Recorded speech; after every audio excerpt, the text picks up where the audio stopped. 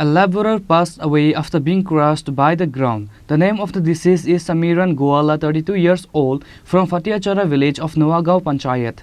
The incident took place on Tuesday in the area adjacent to Paschim Noagaon High School of Kamalpur police station.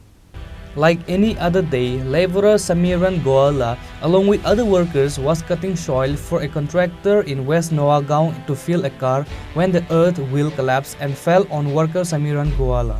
Immediately, the workers took him to Kamalpur Bimal Singh Memorial Hospital, where the doctor on duty declared him dead.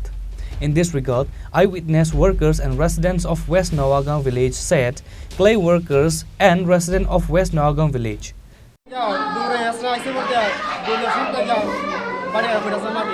কোনখানে হইছে? আচ্ছা, নোয়াগাঁও।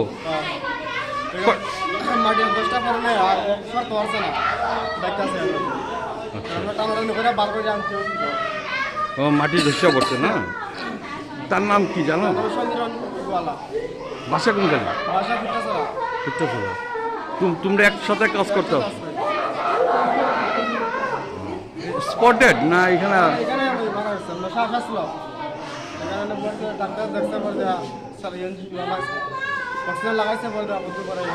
ওইখানে কতদিন যাবত কাজ করো? গাড়ি মাটি নেই?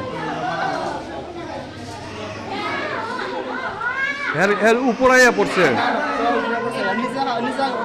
ও তোমরা নিচে কাজ করতো?